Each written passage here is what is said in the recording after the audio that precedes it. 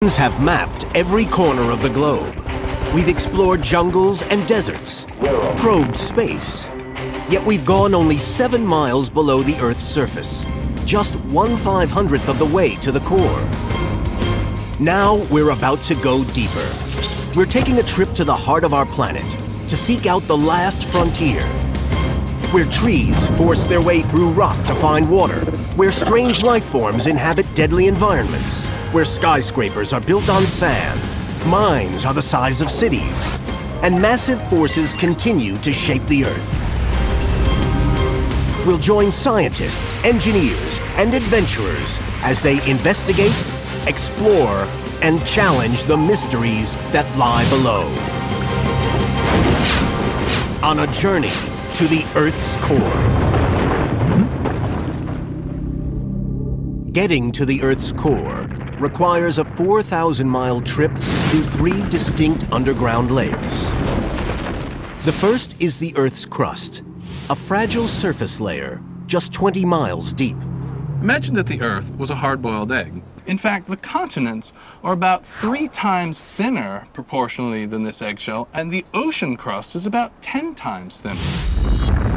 The crust packs a lot into its relatively shallow depth, overlapping zones of coal, water, salt, gold, silver, oil. The interesting thing for those of us living at the surface of the Earth is that if you don't grow something, you mine it. And so much of our world comes from underground in a variety of ways. Beneath the crust lies a thicker layer, the mantle, turbulent molten rock, 1,800 miles deep. Underneath this planet is this intense, roiling region of hot rock, incredible temperatures and pressures. At over 7,000 degrees Fahrenheit, the mantle is constantly churning, fracturing the crust above it into giant slabs called tectonic plates. The plates operate in a way that shapes the land unlike any other planet. Moving just inches a year, the plates grind together or pull apart with spectacular results. We have volcanoes erupting at the surface, we have earthquakes, and yet we manage to survive in a very delicate balance. Incredibly, volcanoes are a source of wealth and fertility. It's volcanoes that deliver nutrients and fresh material to Earth's surface. So that's where we get nice fresh soils. It's where our mineral resources form, how they form. 1,800 miles down in the outer core, molten iron holds the key to our survival. A planet-wide magnetic field that protects us from solar radiation. We really need the Earth's magnetic field because of the intense violence of our sun. Ultimately, we reach the inner core, Earth's most deadly natural environment. By the time you get to the center of the Earth, the pressure is 3.6 million times that at the surface. It's enough to take one of these granite boulders and squeeze them into half their volume. Our incredible journey begins only inches beneath our feet. If we peel back the Earth's topmost layer, we find a world of insects, none more widespread than the ant. This could be a rather large nest. Ants have built countless nests under the surface of every continent except Antarctica. You can see that there are ants pouring out the top of it, some of them carrying larvae, it looks like. Ants have been around 120 million years. They predate dinosaurs like T-Rex. They shared the Earth with Stegosaurus and Triceratops. They outnumber humans 140,000 to 1. I don't know of another social insect that's as widespread. It's a society that extends over huge portions of the Earth's terrestrial environment. Ants are fast. Their speed is equivalent to a human running 40 miles per hour.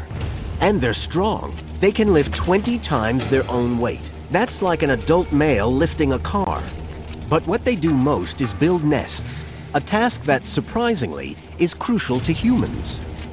The nests help air and water penetrate the soil, keeping it fresh and fertile.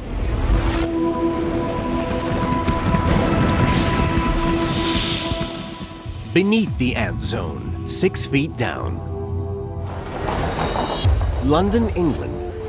6 feet below these busy streets lie the veins and arteries that deliver the necessities of modern life. 28,000 miles of gas mains, 19,000 miles of electric cable, 40,000 miles of sewers, and the final resting place for millions. 6 feet under. It's a common phrase for dead and buried. But where did it come from? Its history can be traced to London in 1665. The city was suffering an epidemic of bubonic plague. At its height, the death toll reached over 7,000 per week. The Lord Mayor of London tried to stop the spread of infection, and he ordered that graves of plague victims were at least 6 feet underground. It was believed the dead could infect healthy people, so burying bodies 6 feet under seemed deep enough to contain the disease. Later, people learned that plague actually transmits through the fleas carried by black rats. Ultimately, the 1665 outbreak claimed nearly 72,000 lives, 1 in 6 of London's population. Only when the Great Fire of London, the following year, all but wiped out the rats, was the city spared. But the tradition of how deep a burial should be has now spread around the world.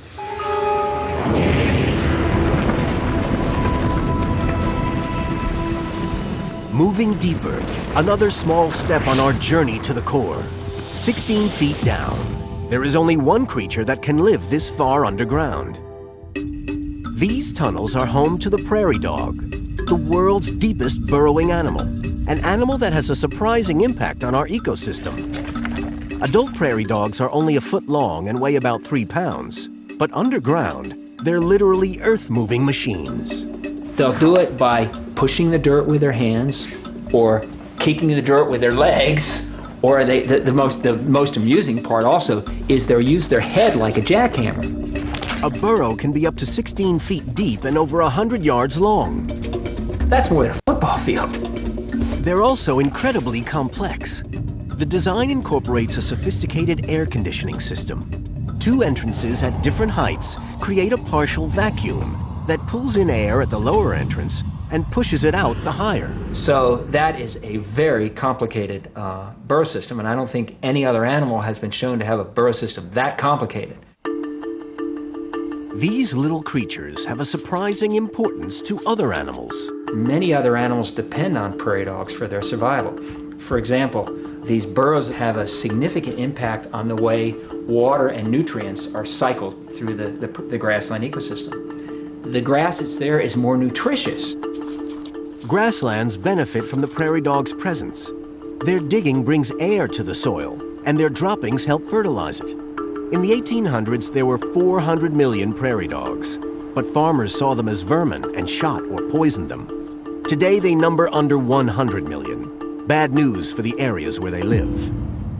They're not really part of the grassland ecosystem the way they used to be 200 years ago, because we just don't have sufficient numbers so that they can really be there and have the impact that we need so that the burrowing owls will come, so the bison will come and feed there, so the salamanders will know about it. And so, in one sense, they're not endangered, but the grassland ecosystem, as it should be, and as we knew it 150 years ago, is endangered. The next stop on our journey to the core is 50 feet down. Here, in many places across the world, higher life forms disappear. Soil gives way to rock. We begin to encounter coal. Coal was formed around 300 million years ago. It was a one-time process. The climate was hotter and wetter than today. A giant swampland dominated the Earth's equatorial regions. As fallen trees and vegetation rotted in the boggy soil, overlying sediments compressed it into rock. Today, coal generates 1/3 of the world's electricity. 7 billion tons a year are produced globally. The biggest coal fields lie in China, Russia, and the US. The state of Pennsylvania alone produces 1% of the world's supply. Centralia, Pennsylvania was once a town of 1,500 people. It was an idyllic small town community. You could walk from one end to the other and know everybody in town, and that's a nice way to live. Today, it's a ghost town, all because of a freak accident. In 1962, a garbage fire was purposely started in a landfill on the edge of the town's cemetery. They wanted to clean up the town dump, and they lit the dump on fire, and it spread through an opening in that pit into this labyrinth of deep mines, old abandoned deep coal mines that underlay Centralia. Reaching a depth of around 50 feet, the fire eventually covered some 450 acres, the size of Lower Manhattan, and it hasn't stopped yet. What fuels the fire is anthracite coal, carbon-rich, a slow burner. If you look at the orientation of the rock, the bedrock, you'll notice that it is dipping in this fashion, indicating that it's trending down into a synclinal valley. And in the anthracite coal region, most of your coals are found in the valley. Burning at 1,200 degrees Fahrenheit, the melting point of aluminum, the fire ate away at soil and rock until there were no foundations left.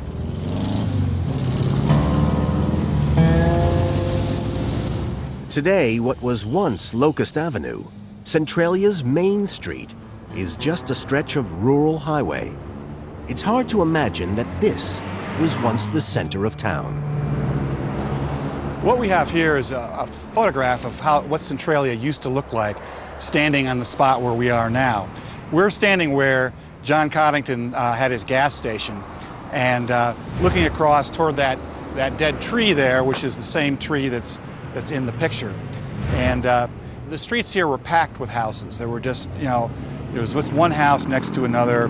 Now they're all gone. They're all, the nature is reclaiming it, and there just really isn't, much left of the way the town used to look. This house on Locust Avenue, across the street from the gas station, belonged to Bob Gadinsky. In 1977, it was a single house that my wife and I absolutely loved. And it was in a community that was a very close-knit community. But as you can see today, it is nothing more than an overgrown jungle. As years passed, the fire grew stronger, bolder, scorching the landscape, charring trees, all from below. Besides the heat and smoke, the fire emitted noxious gas, as it still does today. Carbon monoxide, carbon dioxide, hydrogen sulfide, and sulfur dioxide gas. So it's not advisable to put your mouth right over it, okay, because of the gases that are present. When the streets began to disintegrate, the federal government stepped in. In 1984, Congress funded a voluntary evacuation. Most of Centralia's citizens moved out, never to return. There was a lot of concern living on top of a disaster. There was a feeling of being trapped, and I was concerned about the safety of the kids, so I looked to leave as quickly as I could. The underground fire had won. From 50 to 500 feet down, by now soil has given way to bedrock. This is the construction zone, the layer where most of the world's great building projects take shape. Like subways, there are 52 underground rail systems in the world. The most extensive is in Shanghai, China. 262 miles of tracks, 34 miles longer than New York City. But the deepest subway tunnel is in St. Petersburg, Russia, 340 feet down, about the height of the Statue of Liberty. Traditionally, tunnels were dug like this, or this. Now they use this, the tunnel boring machine, also known as the TBM. TBMs were first used in 1956 to dig the Humber River Sewer Tunnel in Toronto. The machine is 400 feet long. Its cutting head, measuring up to 50 feet in diameter, spins 3 times a minute to slice through the rock. Laser guidance keeps it on track. As TBMs move forward, They install steel rings and concrete lining slabs. Like mobile factories, they cut raw rock in front and leave a finished tunnel behind. The TBM is the secret behind some of the world's megatunnels, like the Gotthard Base Tunnel that links Switzerland and Italy through Europe's tallest mountain range, the Alps. At its deepest, Gotthard is buried 8,000 feet beneath the mountain peaks. Stretching 36 miles, it's the longest rail tunnel in the world. Construction began in 1996. Ultimately, 4 TBMs drilled 2 parallel tunnels simultaneously from either end, through 24 million tons of rock. It took 14 years, but in October 2010, the final breakthrough was made. Previously, trucks took 4 hours to get from Zurich, Switzerland to Milan, Italy. The tunnel cuts that travel time by 90 minutes. Bedrock may be the bane of engineers who need to drive through it to build a tunnel, but that same rock is needed as a foundation for the world's tallest buildings. New York City, home of the world's oldest and most famous skyscrapers. To keep these monster buildings standing, engineers anchored foundations to the bedrock, laid down a platform, and built on top. In fact, Manhattan's skyline mirrors the bedrock layer beneath. The anchor method underpins most skyscrapers, including the world's tallest building. The Dubai Burj Khalifa stands 2,700 feet tall, with foundations 164 feet deep. But if there is no bedrock, can a skyscraper be built at all? It's a challenge engineers faced on the next stop in our journey, 375 feet down, beneath one of the world's tallest buildings, the Petronas Towers in Kuala Lumpur, Malaysia. Incredibly, these massive concrete and glass towers stand not on bedrock, but on sand. Never build houses on sand. Well, we proved that you can build houses on sand with the right engineering techniques. Construction began in 1996. The 2 buildings were planned at 88 stories, 1,500 feet tall. Each would weigh nearly 300,000 tons. At first, the idea had been to set the foundations into bedrock. But surveyors discovered the rock below the construction site curved steeply downward, like an underground cliff, nearly 600 feet. If they continued, the towers would rest half on and half off the top of the cliff. An invitation to disaster. If we were to maintain our original position, we don't have a tower, the tower will fall. The construction site was in a confined area downtown. There was no room to build the towers entirely on the bedrock. So they opted instead to move them away from the bedrock altogether. But that would mean sinking the foundations through soft soil into a layer of sand. The foundations would be held in place by friction, the same force that keeps a nail hammered into wood. The nail will be rooted in this piece of wood, just the same as this frictional powers are now nailed into this whole zone of soil beneath this whole tower. The construction team got to work. Under each tower, they sank 104 piles, each 10 feet apart, a virtual forest of concrete and steel. Some of the piles went down nearly 375 feet. In 2011, they're the deepest foundations of any building in the world. Underground engineering had achieved the impossible. 2 1,500 feet towers built on sand. Engineers have long used geology to guide them in their work. But geology can be unpredictable. The very term bedrock sounds like it should be tough. But that's not always the case. While bedrock can be incredibly old, this rock's 1.6 billion years old. It's also vulnerable to a very simple element: rainwater. Over billions of years, rainwater trickling through bedrock causes it to deform and crack. These fractures can be enormous. Here's a huge one that extends all the length of this boulder. Ultimately, water hollows out caverns, where it can eventually collect into vast underground lakes and rivers. Deeper still, it saturates the rock like a sponge. In fact, there may be 5 to 10 oceanfuls of water deep within the rock of the Earth as well. 99% of the world's liquid fresh water lies underground. The largest reserves are in China, Russia, Africa, and the United States. The Ogallala Aquifer is the biggest in the U.S., stretching from Nebraska to Texas. It covers 174,000 square miles, an area the size of Sweden, and reaches depths of around 500 feet. But in many places around the world, groundwater is drying up, and that means people, animals, and plants have to go deeper to get what's left. Next on our underground journey, the world's deepest tree root, 400 feet down. Mpumalanga, South Africa.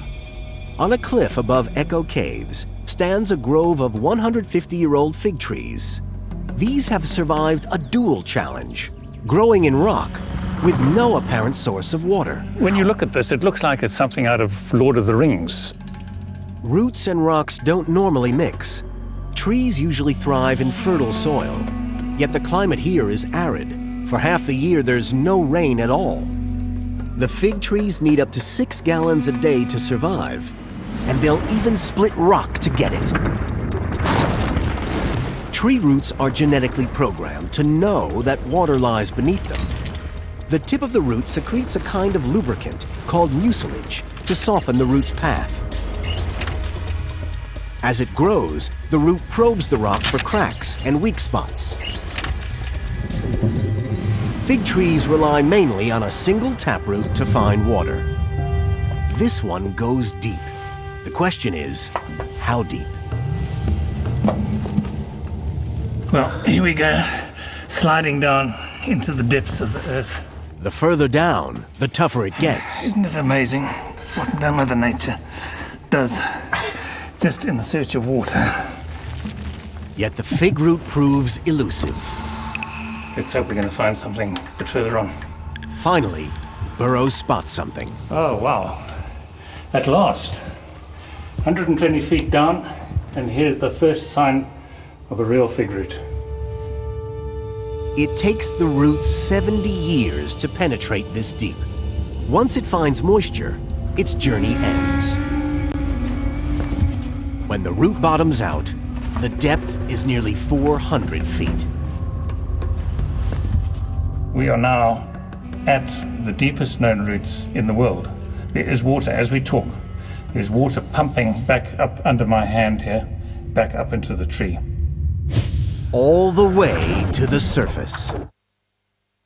Past underground mammals, man-made tunnels, and the deepest tree roots, into the mineral zone. Minerals are what rock is made of. People have mined the Earth's mineral wealth for over 40,000 years. But what do you do with a mine that's reached the end of its useful life? Something pretty unexpected, as the next stop on our descent to the core reveals. Sala, Sweden, 500 feet down. Since 2006, a former silver mine has been home to the world's deepest hotel suite. Furnished in silver with an exclusive dining area, the nearest bathroom is, however, on the surface, and the ambient temperature a chilly 40 degrees. The silver mine that houses the room was closed in 1908. For 400 years, miners had dug out some 40,000 tons of rock, mostly by hand. In the 16th century, this was the most important mine in Sweden. Today, the miner's legacy is seen in the tunnels and caverns that stretch into the darkness for 12.5 miles. A growing tourist interest in the mine sparked the hotel suite idea. People come here just to get a glimpse of the past. Silver dates back 4.6 billion years to the origin of the solar system. It was formed from drifting mineral particles thrown into space by exploding stars.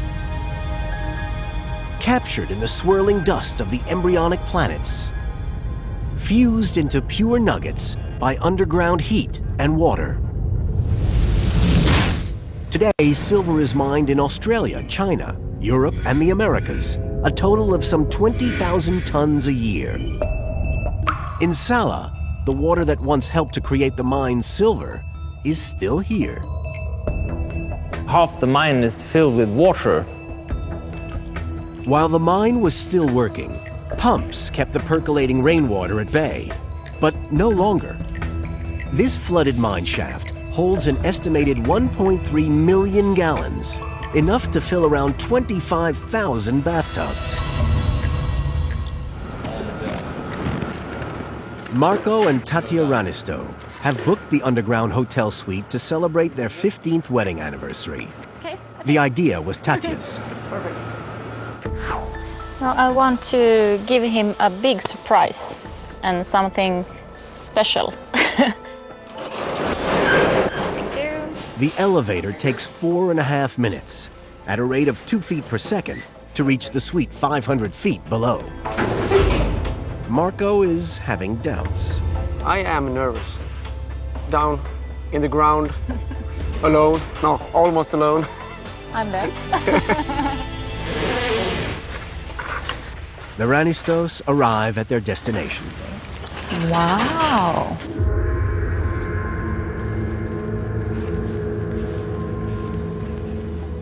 I can see it. Yeah, it's amazing. As the couple sits down to dinner, Marco is still a little apprehensive. Wait, now I just have the courage to sleep in. But in the end, he does manage to spend the night. A night to remember. Groundwater is the biggest agent for change underground. It not only reacts chemically with minerals to create metals like silver, it can literally melt rock. Guatemala City, 2010. A sudden rumble, falling masonry. When the dust clears, all that remains is a giant hole, 100 feet deep and 66 feet wide. An entire city block has disappeared. Guatemala City is built on porous limestone. Underground water flow can dissolve the rock, leaving only a fragile surface layer that can give way without warning. Incredibly, the collapse only claimed one life, but it was the second major sinkhole in the city in 3 years. Sinkholes are terrifying and sometimes deadly, but some can yield an enormous amount of scientific data. The next stop in our underground journey is also in Latin America, 1,100 feet down. Zacaton, Mexico. This water-filled sinkhole is no place for life. Beneath the placid surface, there's no air. But one life form thrives here, microbes, and they're pretty strange. So all of the bacteria and biomats have to survive in an anaerobic environment, which leads to unusual forms of life.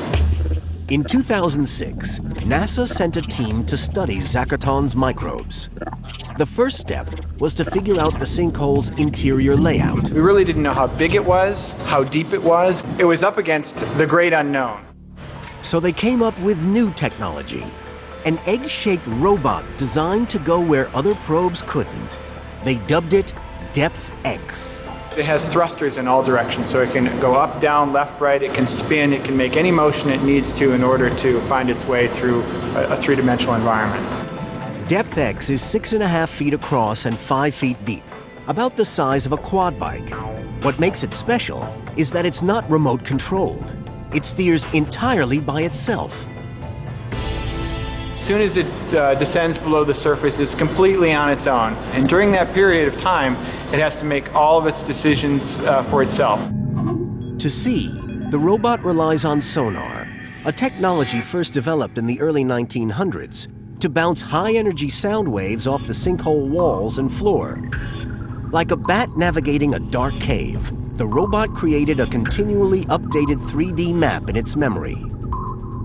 Depth X's ability to think for itself was a first in robotic engineering. whether it's mapping or choosing to collect a sample or retreating back to the surface, all of that has to happen on its own. After making 50 dives, DepthX knew every nook and cranny. People get lost in caves, and you don't know whether you're at the second or the third intersection. Well, a robot like DepthX does a very good job at distinguishing those confusing situations, in some cases even better than people can do. Before long, Zacaton was giving up its secrets. We know that it's warm, perhaps there are hot springs that are feeding the Zacaton. But the biggest surprise, scientists discovered 100 types of bacteria, including 6 new species of a microbe called archaea that have a decidedly alien lifestyle, like living off sulfur. One of the archaea actually had sulfur within the organism, so it was metabolizing sulfur from the water and using that as an energy source. The discovery confirms life doesn't need Earth-like conditions to thrive. One day, a descendant of DepthX may find itself taking a trip into space. We will see these explorers going forward and going to the places where people can't go. To somewhere like Jupiter's moon, Europa, on a hunt for similar life on another world. Latin America and Mexico in particular is dotted with sinkholes. And just one province, Yucatan, is home to more than 3,000 of them. Some are filled with water, some not. But none can compare to the next stop on our journey. The deepest vertical shaft in the world, the Cave of Swallows.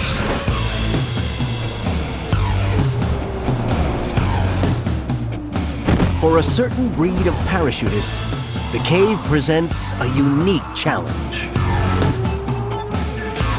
And you step to that edge, and you look down, and as you're going yourself, you just hear this rush of air.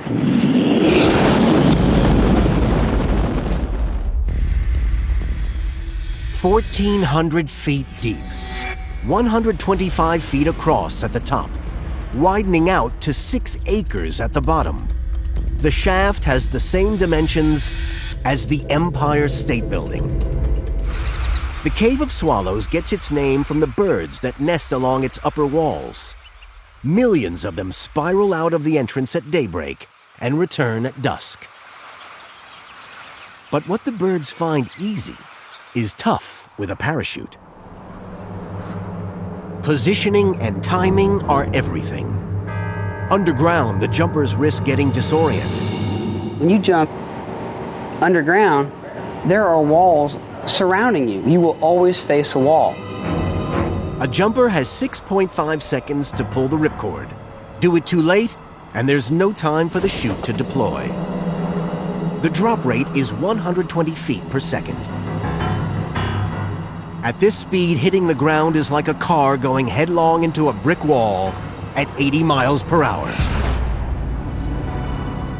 And when it's time to go back up, we clip ourselves into an extraction rope, which is attached to a winch, and we can get 2 base jumpers out in about 10 minutes. And then we do it all again. Moving down through the Earth's core, we're on a hunt for minerals. Our next stop, the world's largest salt mine in Ontario, Canada. The Sifto Mine, 1,800 feet underground. Salt is a kind of rock made up of sodium and chlorine. It's all that's left from ancient oceans that once covered the Earth, but because of climate change, evaporated away. An average adult needs to consume a teaspoon a day or risk disease, coma, even death. So it's not surprising that the earliest salt mines opened some 14,000 years ago in what is today Austria.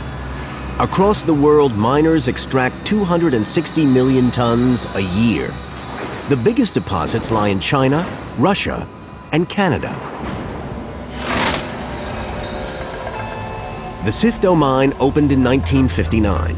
It lies over a third of a mile beneath the town of Goderich, Ontario, and stretches out under nearby Lake Huron. Most mines consist of smaller tunnels held up by beams and pillars called props. Sifto is more like an underground city. Its sprawling caverns cover over 3 square miles, about the size of Midtown Manhattan. It even has its own shops and offices.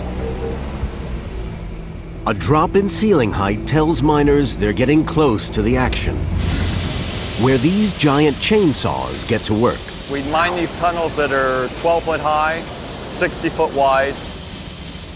Blades 10 feet long bite into rock, the saw blades turning at 1,500 times a minute. The air is thick with dust. The noise is overpowering, but it's about to get a lot noisier. They'll drill down and we'll blast headings that are 60 foot wide, 60 foot high, which are huge caverns.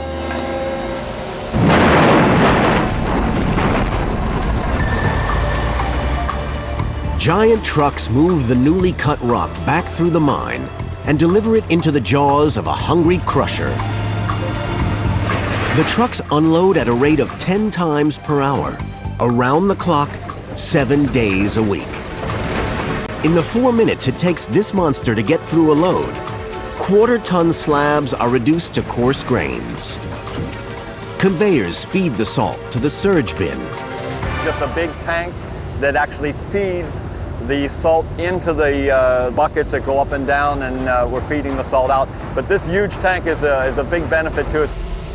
The surge bin means all the processing can be done underground.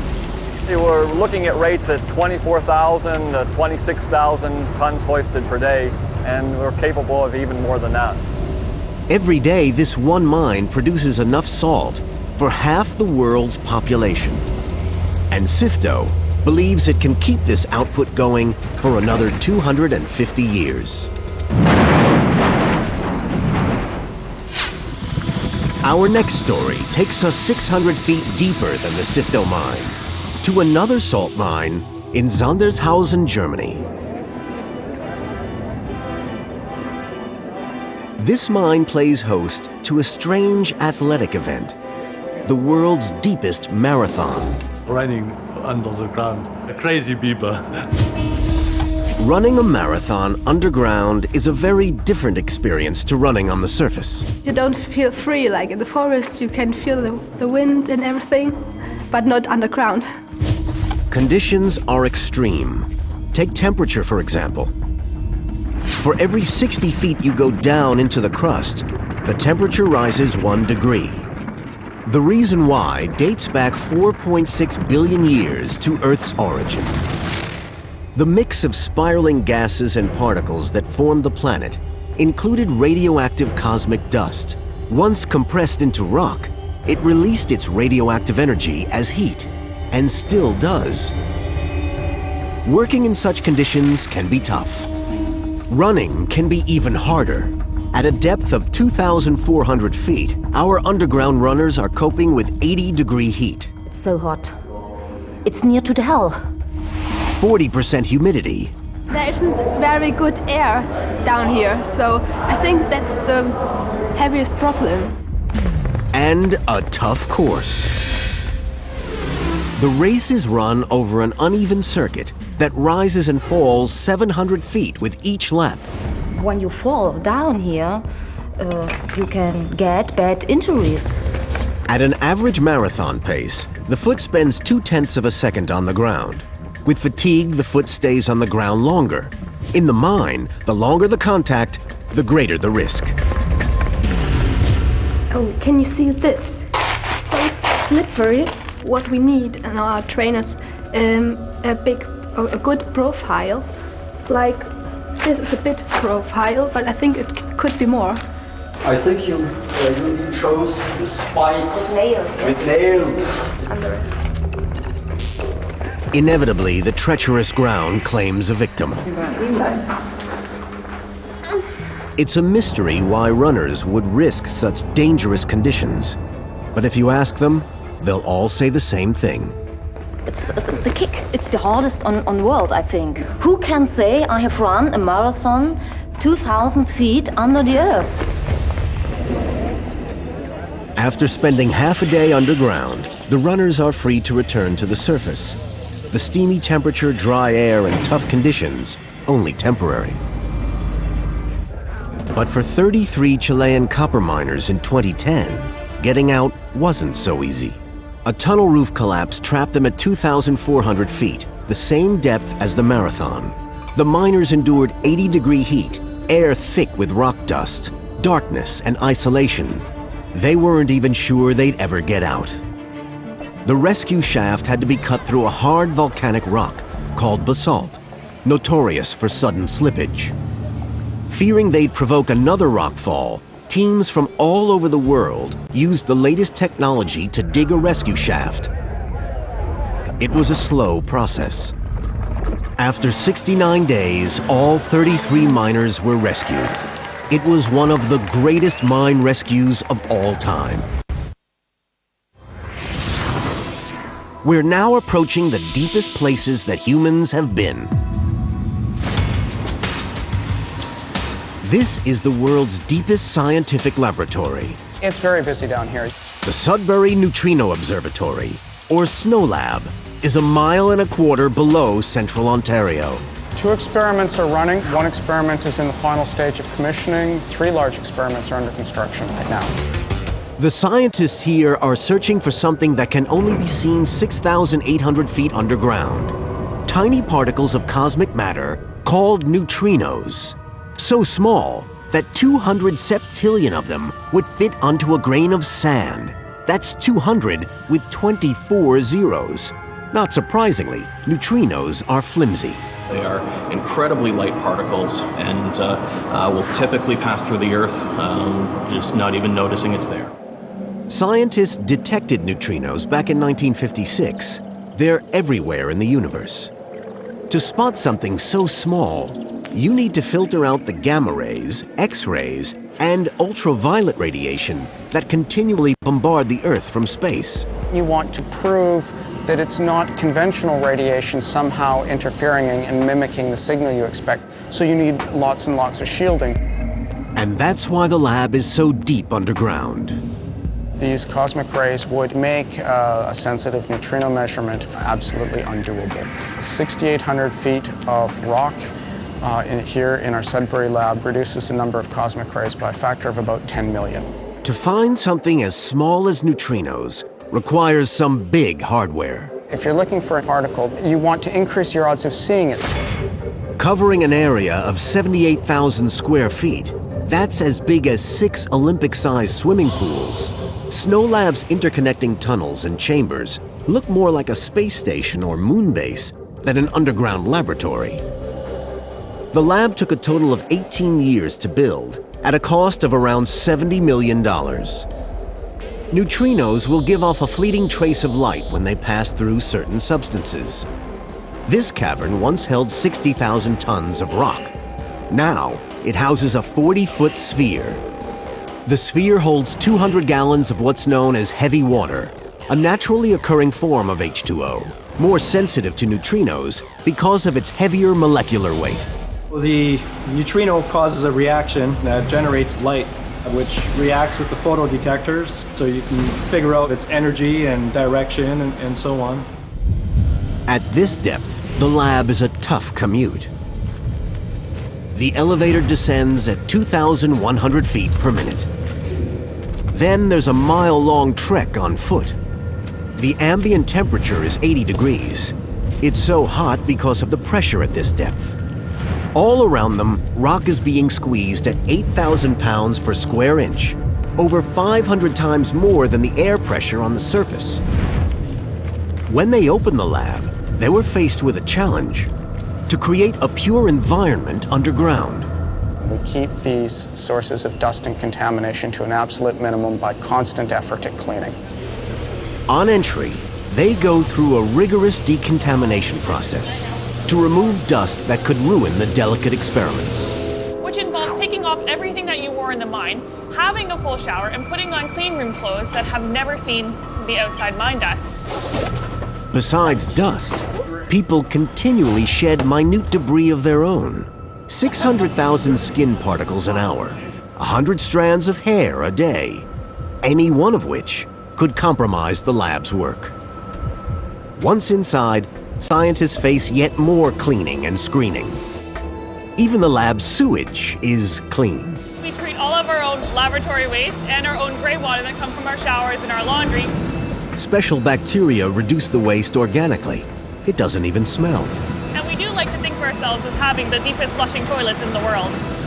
An amenity the underground explorers at the next level of our journey to the Earth's core would no doubt welcome. Inside the mother of all caves, some 1.6 miles down. These Polish cavers are hoping to go deeper than any cavers have gone before. They're training for a descent into J2, part of the 8,000 feet deep Cheve cave system in Mexico. What we are searching for is the deepest cave on the world. Rainwater erosion created J2. The descent involves crevices, sheer drops, and flooded chambers. Getting through this underground assault course won't be easy. We have to continuously train to achieve that. The 8,000-foot descent is about as deep as Mount St. Helens is high.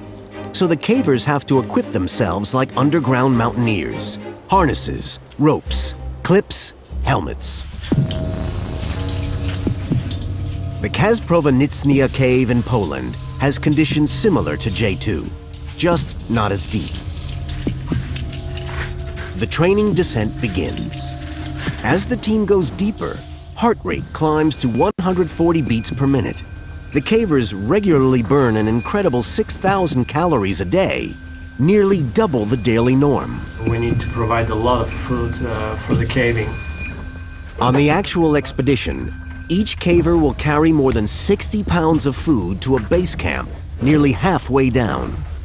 Even if it's exhausting to carry all this heavy food down there to minus 3,500 feet, it's vital. You simply need to fill your belly. One thing cavers love is being underground. The tighter, the smaller, the better. For me, it's like a playground. It's playing with friends. But the actual J2 is no kindergarten. It contains passages so tight, even experienced cavers find them daunting. I'm small, so I'm not very bad in tight places, but I don't go to the very tight places. I would hate that, I think. To negotiate crevices, cavers have to muster all their experience and skill. Because if you fall just 20 centimeters further, you're wedged in this crack. Which could be fatal, as rescuers could never get this far. The descent continues. The cavers drive themselves on. You're going deep, and then you're going deeper and deeper, and you have to forget about going out. Just go further. J2's biggest challenge is water. The cave descends through a series of flooded chambers called sumps. After 3 days of crawling, jumping, climbing, and descending, you get to the flooded passages full of water, which you have to pass with the diving gear. So then the game starts. If it rains while they're underground, the team risks getting stranded. In the last J2 expedition, 2 teams were trapped in this cave. Yet as the training continues, a return to Mexico is a prospect they still relish. We were in 6-people team which discovered the entrance, so we feel like this is our cave. This deep underground, there's air and water, but no sunlight. That's why cavers don't often encounter much life. So scientists searching for clues to the origins of life on Earth have to go even deeper, to the bottom of the sea. Everywhere that you go at the bottom of the ocean, you have water. That's carrying microbial life. Off the coast of Vancouver, British Columbia, the submersible Alvin is making a dive.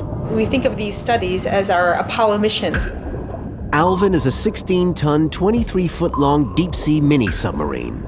It's taking a crew of 3, 1.6 miles down, on a hunt for microbes spawned by the Earth's interior.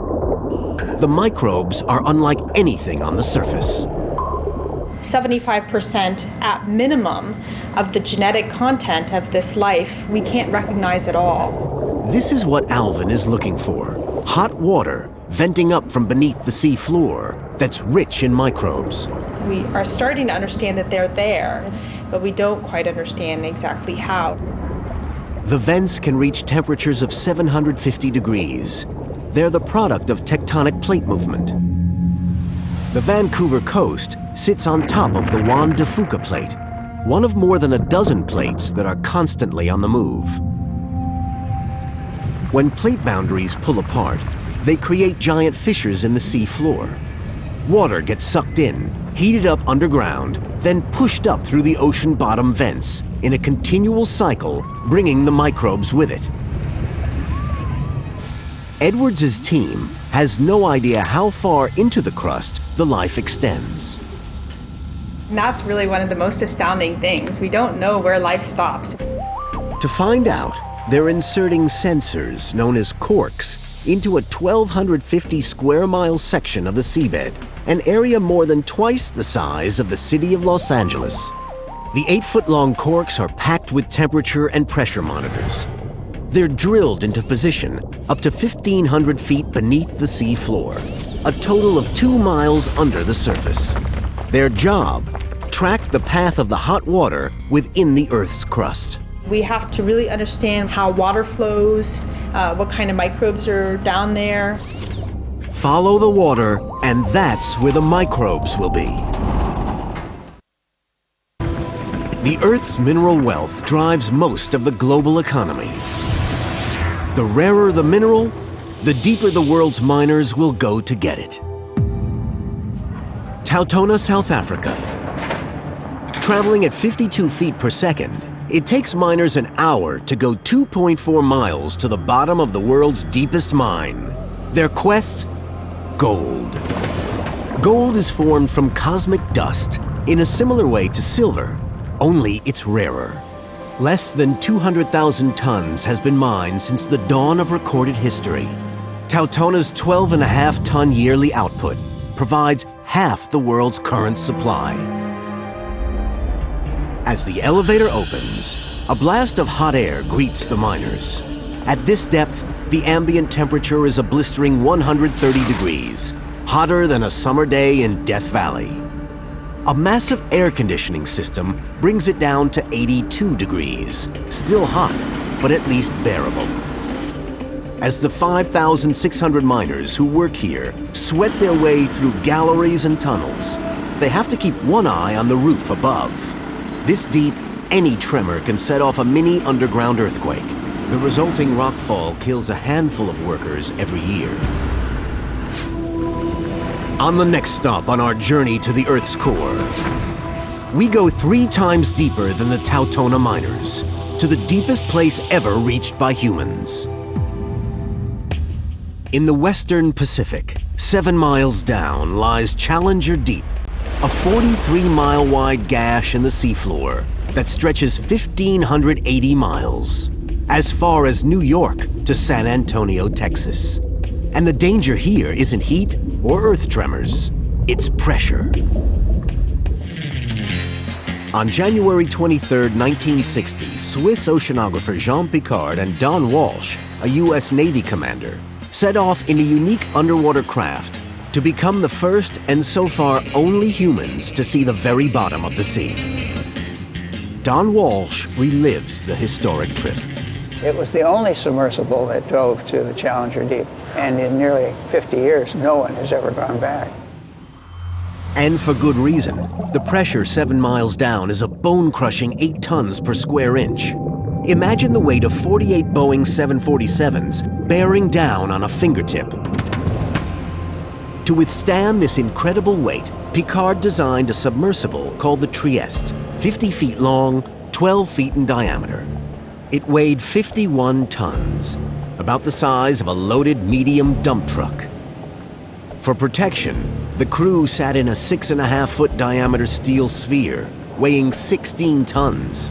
There wasn't much legroom. We had 17 cubic feet for the 2 people, and that's about the same size as a household refrigerator. which, given that deep water is just 2 degrees above freezing, is not a bad description. The temperature inside the hull was getting close to that of a household refrigerator also. For buoyancy, the Trieste was suspended from a float, a sort of underwater balloon. But unlike balloons that go into the sky, the team couldn't use helium, so they opted for something else. We all know that oil is lighter than water, so Trieste used gasoline. It took 22,500 gallons of gas to provide buoyancy, enough to fill the tanks of 500 cars. 8 a.m., 0 hour. The descent begins. It's a slow and cautious process. The size and positioning of the Trieste's cabin windows hampers vision. This is our main viewing window. This is a 7-inch thick piece of acrylic plastic, and then a hatch directly opposite on the other side of the sphere has a smaller window in it. And there's a window in the entrance tube. At 660 feet, the Trieste plunges into darkness. They've reached the limit of sunlight penetration. But then at 3,000 feet, nature comes to their aid. The only thing that lit up the abyss was the bioluminescence from animals and plankton who, like fireflies, they carry their own light sources with them. So it's like an upside-down snowfall. Another hour goes by. Then a problem. There was a great bang at about 20,000 feet. 4 miles underwater, Walsh finds himself running a diagnostic check. We heard the noise, we checked all our gauges inside, and we seemed to be okay, so we continued with the dive. But then he spots something. I looked through the window in the hatch, and I saw then this crack like this on the window. The crew is an inch away from certain death. If the inner window had cracked, we would have been instantly dead because the pressure outside at 20,000 feet is about 5 tons per square inch. So it been over instantly, maybe even before we knew it. But the window is holding. They decide to soldier on. After nearly 5 hours, the Trieste finally approaches the bottom. Walsh sees something incredible. Just before we landed, we saw a flatfish. Vertebrate life shouldn't survive at this depth. But the aquanauts are robbed of a chance to investigate further. As soon as we landed, we stirred up a great cloud of sediment, and it stayed there for 20 minutes. Silt on the seafloor blinded them. It's like being in a bowl of milk at that point. They had no choice. We weren't going to see anything, couldn't take any pictures, and it wasn't clearing off. We decided to go on back up to the surface. To enable the Trieste to make the return trip, Walsh controlled its weight by releasing ballast.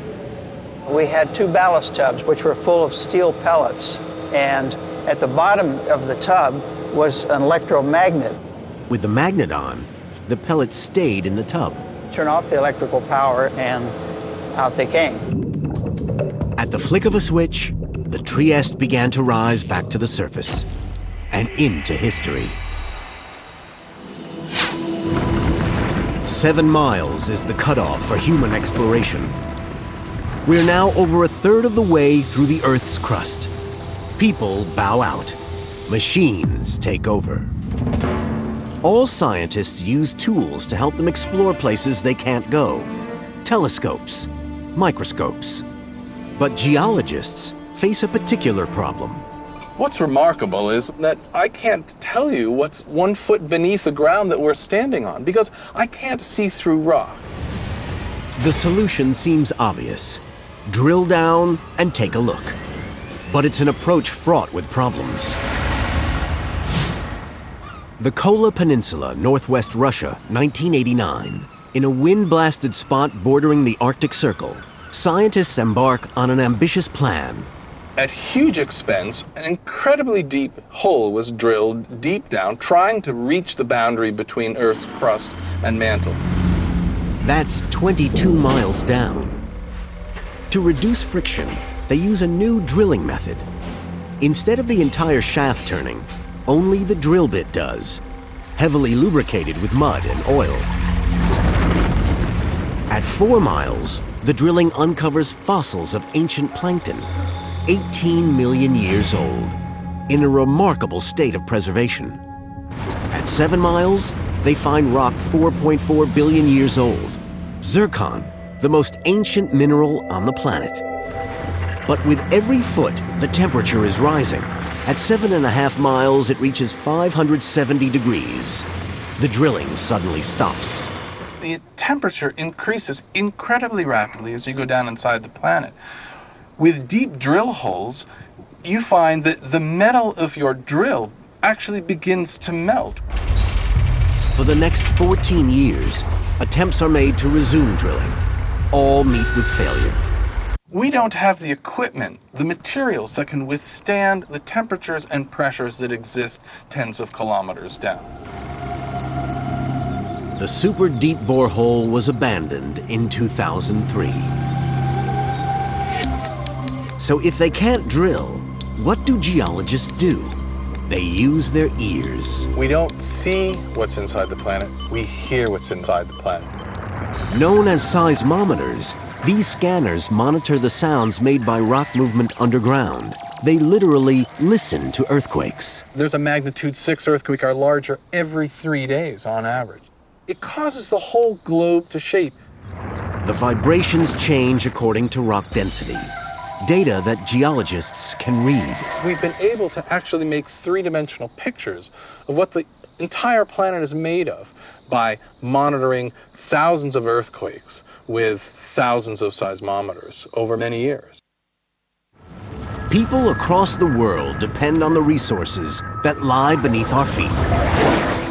The next stop on our journey to the Earth's core, America's deepest oil field, 7 miles beneath the Gulf of Mexico. When operational, over 6,000 rigs work off the coasts of Texas and Louisiana, with the capacity to supply 25% of America's oil.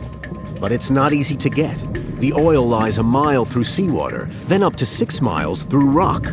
As the oil and gas gets harder to find, we're going into deeper and deeper water and deeper drill holes. A revolution in deep-sea drilling is taking place off the coasts of Egypt, West Africa, Brazil, and the Gulf. It's really quite amazing that we have the technology to go down this deep. But technology has its limitations. In the spring of 2010, a rig called Deepwater Horizon is drilling a relatively shallow well, 4.5 miles deep in the Macondo field, some 50 miles off the Louisiana coast. April 20th, at 10 p.m., the rig is rocked by an explosion. The fireball is seen 35 miles away. 11 oil workers are killed, 17 injured. A mile down on the seafloor, the ruptured wellhead discharges up to 60,000 barrels of oil a day. A barrel is 42 gallons. It's like dumping 450 tanker trucks into the sea. The spill totals nearly 5 million barrels. It's America's worst oil disaster. So what had gone wrong? The Deepwater Horizon had already drilled 7 miles to the bottom of the Gulf oil field the previous fall at a different site. Drilling at Macondo was by comparison almost routine. But appearances can be deceptive. The Gulf is one of the toughest places to drill. The coastal shelf drops abruptly more than a mile down into a series of steep ridges and valleys, with canyons and active mud volcanoes up to 500 feet high. The geology is quite complicated. The oil beneath this rugged seafloor spans a seam of 35-million-year-old rock, some 800 feet thick. It's trapped under enormous pressure, up to 1,100 times that of the surface. You have the weight of the overlying rock pressing down on it, which increases the pressures at the bottom of the well tremendously. Besides pressure, oil drillers can also encounter potentially hazardous pockets of frozen methane gas, known as hydrate. If you accidentally drill through it, it can be a real problem. Warmed by drill head friction, the methane bursts through the well, releasing enormous volumes of oil. Many investigators have since pinned the Deepwater Horizon tragedy on a pocket of frozen methane. Conventional scanning technology can't always spot it, and that presents oil exploration with a challenge. People don't really know how much of it is out there because it's very difficult to image seismically. Now, prospectors are deploying a new generation of ocean bottom sensors to help them detect the frozen gas before it becomes a threat. We literally throw it off the side of a ship and allow it to sink to the seafloor using this heavy concrete anchor, where it'll sit for several days or maybe even several months. Unlike standard seismometers, this ocean bottom sensor doesn't measure the sound waves generated by the Earth's tectonic movement. It looks instead for electricity. We're measuring the electromagnetic properties of the seafloor, the electrical conductivity. The electricity comes from the Earth's magnetic field. As it encounters radiation from the sun and the upper atmosphere, it generates a worldwide current within the crust that reaches all the way down to the outer core. But its strength is weak. We're measuring less than a nanovolt on the seafloor. The signals that we're interested in are small. The current flows through different rocks according to how easily they conduct or resist electricity. By measuring this current, the sensors provide a more detailed picture of what's inside the rock, distinguishing between a good electrical conductor like water and a poor conductor like oil. Which is nice because if you spend $100 million drilling a well into salt water, it's a bit of a waste of time. Like oil, methane hydrate is also a poor conductor, but it exists at shallower depths below the seafloor. To find it, you have to give the Earth an electric shock. That's what this instrument I'm standing behind here is looking to do. They call her Susie, Scripps Underwater Electric Source Instrument. She uses a 2,000-volt supply with a current up to 500 amps, a mini thunderbolt, 5 million times stronger than the dose needed to kill a human being. We tow this from a tow cable behind our research ships, very close to the seafloor, feed it power, and it generates electric current, which is injected into the seawater on an antenna. And then they measure what they get back. A shallow reading that shows the rock is electrically resistive might mean it contains a pocket of hydrate. Only time will tell if electromagnetic scanning will help reduce the risk of blowouts in the world's deep oil fields. But meanwhile, the technique is finding a wider use among Earth scientists at large. It's like being able to peer into a pot of soup as it's boiling and seeing where everything is going. And revealing many things about the movement of rock in the Earth's deep interior. With very high-resolution imaging from these seismograms, we're able to actually pick out fine details of what's going on inside the planet, something we never could do 10 or 20 years ago. We're now almost halfway through the crust. Nearly 3 miles deeper than any human has ever seen. It's not a friendly place to be. Here the rock is 900 degrees, hot enough to melt glass. The pressure is 22,000 pounds per square inch, and we're looking for earthquakes. Across the globe, tectonic plates grind and buckle together in continual slow motion, on average an inch a year, about the speed our fingernails grow. Yet at the surface, this movement can have a devastating impact. January 2010, Port-au-Prince, Haiti.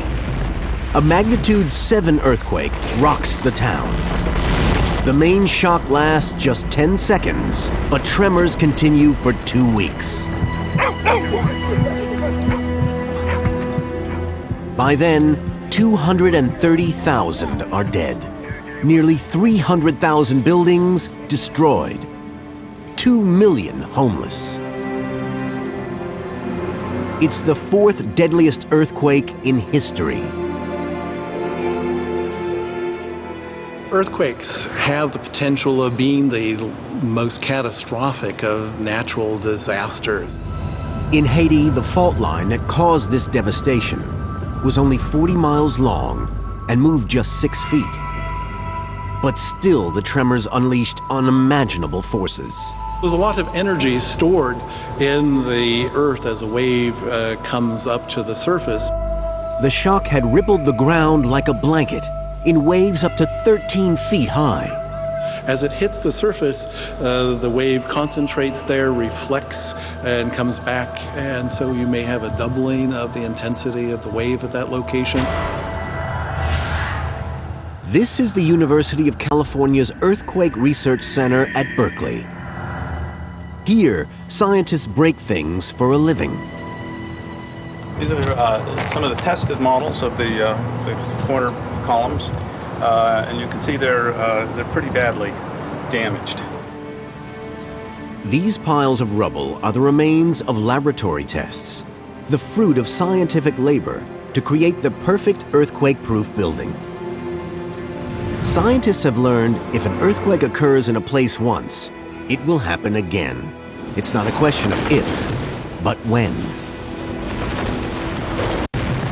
In California, we have the bad fortune of having earthquakes fairly frequently, but that makes us want to be prepared for the next one. The only choice is either move out or build safe. We need to make ourselves more prepared for an earthquake by better design standards. During an earthquake, the most dangerous movement is not up and down, but side to side. This engineer is working on a design that makes wall panels more resilient to the deadly sideways movement that knocks buildings down. We created just this type of connection here, so they just transfer lateral load. These panels are linked by steel plates that take the strain. The plates can break without the entire wall collapsing. The panels themselves are a mix of concrete and steel fiber to make them more flexible, less brittle. They are designed to be damaged. The Berkeley team uses a range of hardware to submit new designs to a slow process of destruction. This huge concrete block is 27 feet long and 25 feet high. It weighs 300 tons. Locked up in all that mass is a lot of latent energy. When these four massive hydraulic rams kick off the block, they transfer the energy into the structure being tested. In this case, a framework of columns and beams similar to a skyscraper's. No one knows how the structure will respond. This is the first time we've ever tried to test something like this. The goal is to push it to its limits. The building is tilted in one direction, and the beams are rotated against the columns. The steel is buckled, but the framework has survived. A promising start for this design. But the only way to be sure a structure will hold up during an earthquake is to make one happen. This is a shake table. The shaking table gives us the ability to do an earthquake on demand. As their name suggests, shake tables hit full-scale models of buildings with full-scale tremors. We're able thus to simulate 6 components of motion that the table can rock back and forth or twist or move up and down or sideways to represent what would happen in an earthquake. The aim is to analyze not why buildings fall down, but why they stay up. One of the things we want to be able to do is predict when a structure will completely collapse versus only partially collapse. Earthquakes have killed millions, but the tectonic movement that causes them is also part of a global cycle that's crucial for Earth's planetary health. Human life would not have evolved had it not been for plate tectonics. Plate tectonics creates land. Without plate tectonics, we'd have one giant ocean at the surface. We wouldn't have any land animals at all. The cycle of land creation virtually turns the Earth upside down. This is an ammonite, a fossil that lived at the bottom of the ocean seafloor. What's remarkable about this rock is that it comes from the base of Mount Everest. And the forces involved must have been dramatic, must have been incredible to be able to take this lowly ammonite off the bottom of the seafloor and lift it up to the roof of our planet. And the source of these forces lies even deeper than the tectonic plates. The next stop on our journey to the core. At about 22 miles down, we enter the mantle, a vast region 1,800 miles deep that comprises 70% of the planet's mass. Here, the race is on between temperature and pressure to decide which will change the rock the most.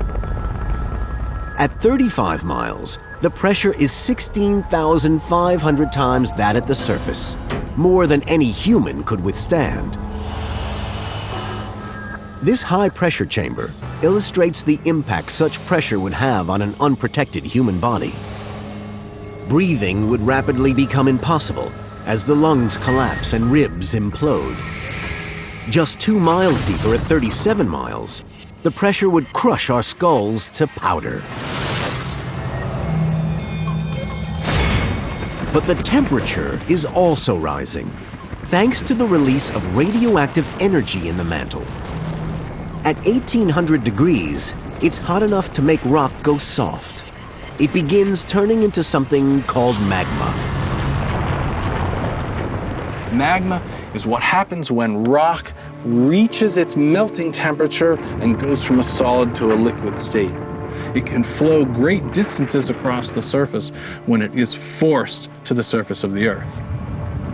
As it percolates upward, magma mixes with a range of substances that make it even more volatile.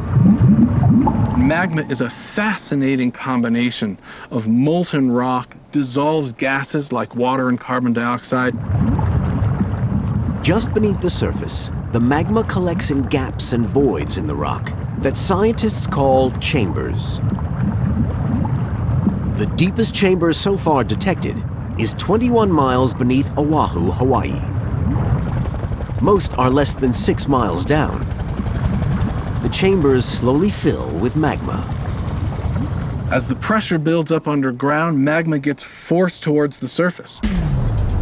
Eventually, a bursting point is reached. The result, volcanic eruption. One of the most powerful images of the interior of the Earth is those few places where the interior actually comes to the surface, and that's at a volcano. 500 million people worldwide live within close range of a volcano. A single eruption can be catastrophic. Volcanoes can erase in a moment what has taken, in some cases, tens of millions of years to create. They occur without warning, they are more than 1,000 degrees, and they are nearly unstoppable. April 2010. The Eiffel volcano in Iceland erupts.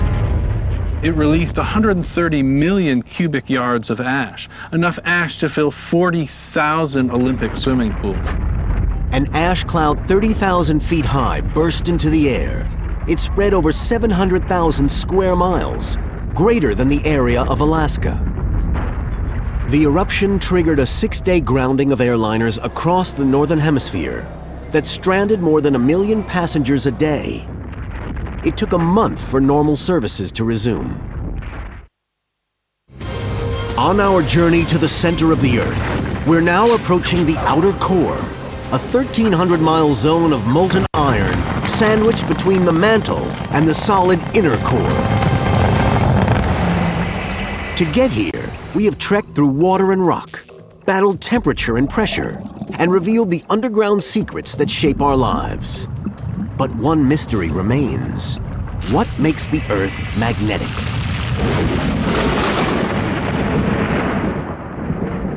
The Earth's magnetic field stretches 45,000 miles into space.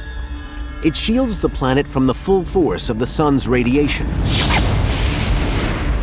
A single solar flare lasting 2 hours blasts out 10 billion tons of radioactive particles. Enough energy to power the United States for 10,000 years, or boil away our atmosphere. Without the magnetic field to deflect them, solar particles would extinguish life on Earth. We really need the Earth's magnetic field because of the intense violence of our sun. The field originates in the iron-rich outer core, the next stop on our journey, 1,800 miles down.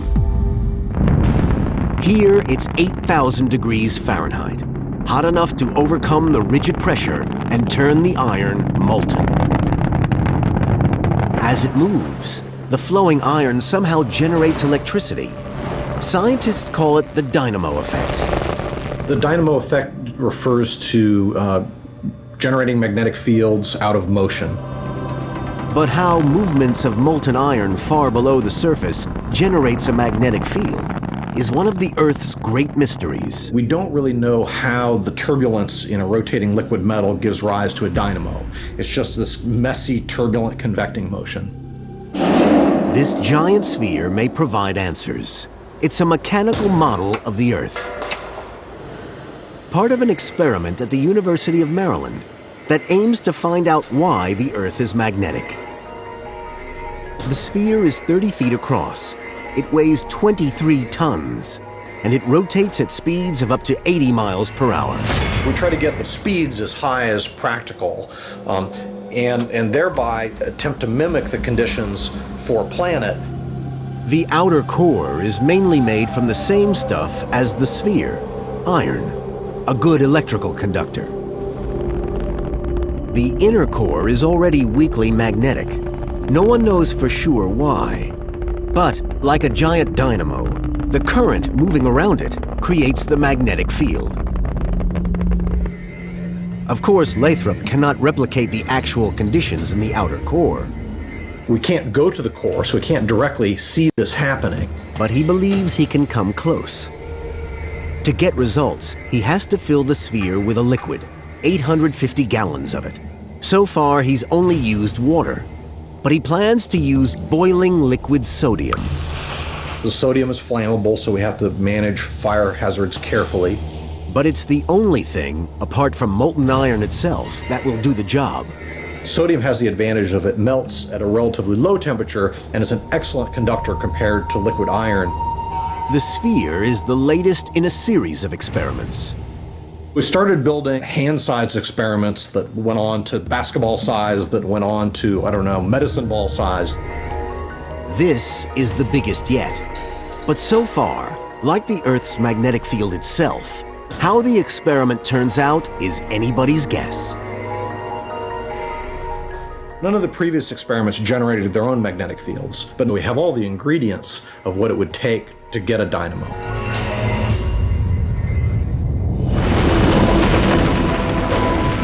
Nearly 4,000 miles down, we reach the end of our journey, the Earth's core. An iron mass, some 1,500 miles across, with a surface area a little larger than South America. The temperature here is as hot as the surface of the sun, but the weight of the entire planet bearing down on it keeps the iron rigid. The pressure is so intense. It's more than 3.5 million times the pressure at the surface.